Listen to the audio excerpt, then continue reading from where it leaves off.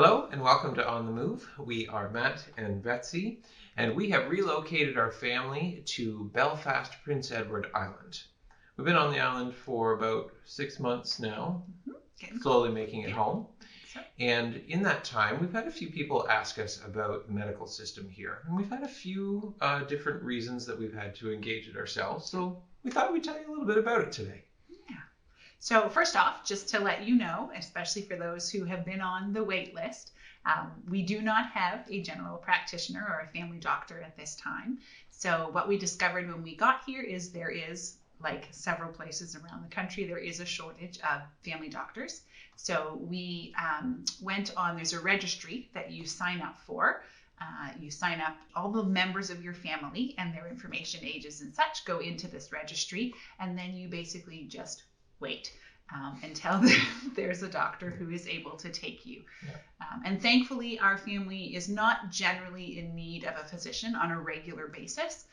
So for us at this time, this is not a particularly stressful or anxiety-inducing situation. So we are okay at this time to kind of just wait that out. How long exactly that will be, we've been given some different ideas. My understanding is it could be upwards of a couple of years before we actually do have a family doctor. So we've had to learn, because things do come up, what do you do when you do need some medical assistance? So we'll go back for a second. And it started for us when we actually applied for our driver's licenses to switch them over to the province. And so at the same time, we also applied for our health cards. And they kicked in 3 months after we had been here, after our arrival date here. And in that time, of course, our previous province, Ontario, was covering us. And we did get those health cards quite promptly. So I was able to go and fill out the paperwork immediately. And then she just told me it will be mailed to you as of the 3-month date. And they were in the mail, and we had them fairly quickly, and then we were good to go. And so then we got notification that we could be on the waiting list, the registry list. And we also got an interesting part on that. They're trying, I think, to reduce some of the calls on doctors. So there's an online app called Maple that the government has subscribed to. So we did use that once for our we should try. So Maple is a system, it's a virtual doctor where you kind of fill out your form, what your symptoms are, what's going on, and then a doctor will either return your phone call and discuss further with you. But we don't know exactly how that process works, because it turned out that what we had needed to call in for, we received notification that they were unable to help us with that particular thing. So through that, we then continued to, because we needed to seek the assistance we needed, so we continued to kind of pursue, okay, what do we do next? And that's when you ran across. So I had to call Telehealth. So we have Telehealth here in Prince Edward Island. And I'll put the number for that. It's a 3-digit one. I'm blanking on what it is right now. I think it's 811. Which I have to admit, I was kind of hesitant to use, because the few times that I had used it in Ontario, and perhaps it's different now in this COVID environment, this was prior to that I had to call it for a couple different things that happened with various toddlers in my life. Every time the same response was, go to Emerge. So I was like, this is not really helpful, because if I knew I needed to go to Emerge, I would go to Emerge. But right now, that's exactly what they want to avoid. Yes, they're trying to avoid having too many people. So I first of all talked to an intake person who said, yes, you do need to talk to a nurse or a nurse practitioner. And so then 30 minutes later, I got a call back. I should say, first of all, I did wait a while for Telehealth. I waited an hour and a bit the first time, and then my call didn't go through.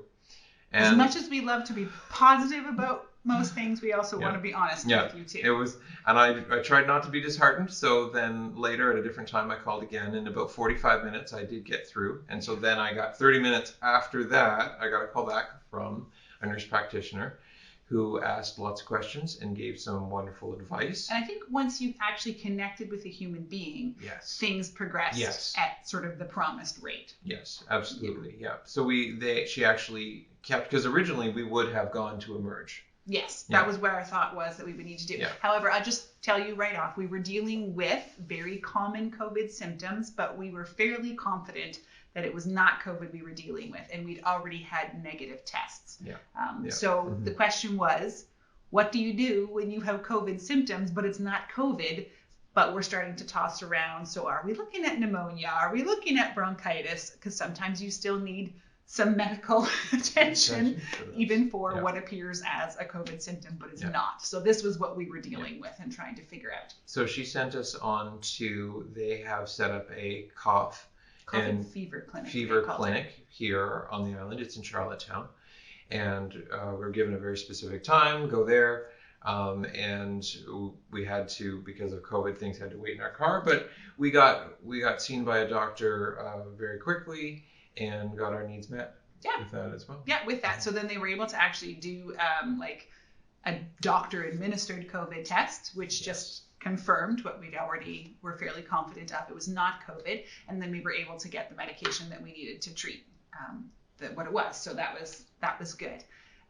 Also, I think we realized too that I don't think you can directly contact the cough and fever clinic. You do need to be referred from some other source. So it was Telehealth that referred us. So they sent our name on to the cough and fever clinic, and then they in turn contacted us. So we were not able to directly call to that clinic. So we were impressed that they had set up these other devices to try to release some of the strain. Because there are a few emergency departments on the island. The main one, really, is at the hospital. That's 24 hours a day, 7 days a week, is at the hospital in Charlottetown. Yeah. But there is an emergency department in Montague. Yeah. And I will share my little story with that, just because we are trying to be honest here today. So fairly early on, when we had arrived, I of course was doing house stuff and was out on a ladder and took a little tumble. And I was like, what? So I suspect. Good thing that nothing worse happened with that. So I suspect. But you did have some people around the property. Yes, there was some. I think we had some contractors here that day or something. Yeah, so, You tried to. But I didn't confess to them that this had happened, because I was able to. I bounced back up and stood up, and all of the important parts were working still. However, I did have some wrist pain that came out of that. And after, I'm not one, I know I delay a bit, I don't run real quick, but 24 hours in and not having any improvement happening, I did decide to go to the Emerge in Montague. And it was great. At that time, I don't think I even had my PEI health card, but they were still fine. They signed me in, no problem with my Ontario health card. And we're all set to take care of me. But unfortunately, just so happened that day that the doctor came out and said, you're welcome to wait. However, we have just had several life-threatening situations come in. So you will be here for a while. They didn't tell us we had to leave, but I was appreciative that they did let us know that we were definitely bumped to the bottom of the list as they were dealing with some life-threatening situations. So I, from my own choice, chose to leave that day and not wait it out. It turned out my wrist did heal up on its own, and it's all good to go. You got some assistance from a pharmacist, actually. I did, actually, from a pharmacist. Yeah, they set me up with a brace, and that brace seemed to help. And I had fully intended that if it wasn't going to improve with that I would try again another day. So it wasn't really anyone's fault. It's just it was the reality of the situation, and it is a fairly small emergency room, and so of course they needed to deal with those who needed them right then and there. And then we had another instance as well, me in my emergency rooms, just some ankle pain stuff going on, not sure what it was. So you were having trouble walking, so it was more pain than I couldn't wait there. I've never had that before. I'm going to sound like someone who has all this. You said at the beginning that we don't have many problems, and now we're listing them. Well, there wasn't just randomly. I move very quickly in life. Whatever I'm doing, I tend to be moving fast. So for me to injure myself and not know exactly what happened or when I did it is not unusual. Like going down the stairs and putting your foot through the railing. Yeah, so I might stumble and tumble. That was years ago. And then I'll carry on, and then a few hours later I'll realize, ooh, something hurts. So I wasn't able to wait there. So we did go into very early on was it a Sunday morning? Yes. Very early on a Sunday morning to the Charlottetown Emerge.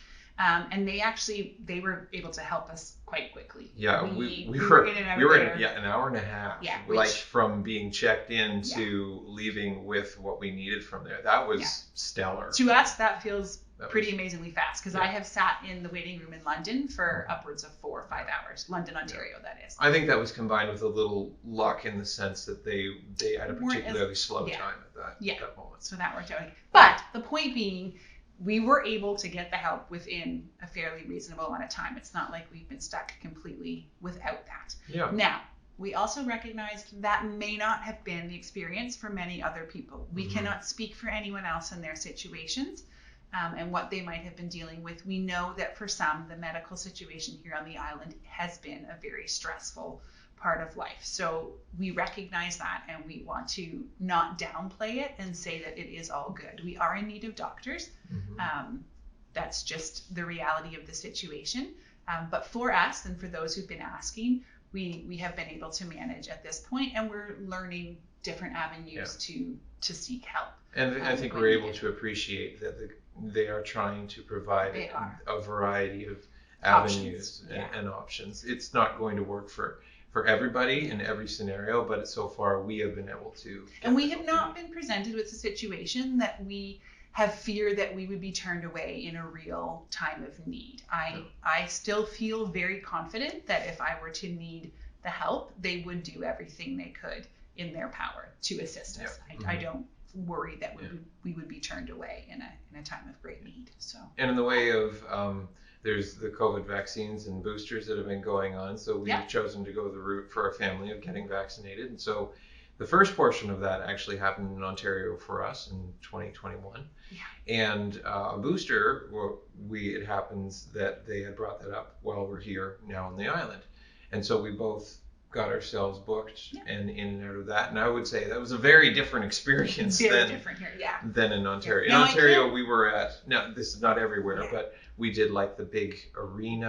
Go, there was lots and lots of people. Wonderful that they could push that many people through. Oh my gosh, it was like a machine. Yeah, but it was like you still had to wait just based on the mass number of people that they were. It was an efficient system, but it was just a lot of people. Yeah, and it just felt it felt very like it was there was just little time and opportunity for warmth and kindness, and I'm okay with that because I understand that was a unique situation of what was going on. The medical staff were there to get people through and get them vaccinated as fast as they could, and so I respect that. So here on the island they have a number of main sites going on right now. They have it set up in Montague and O'Leary and Charlottetown and Summerside. And I think they've hosted a few out in Surrey as well. In Surrey, yes.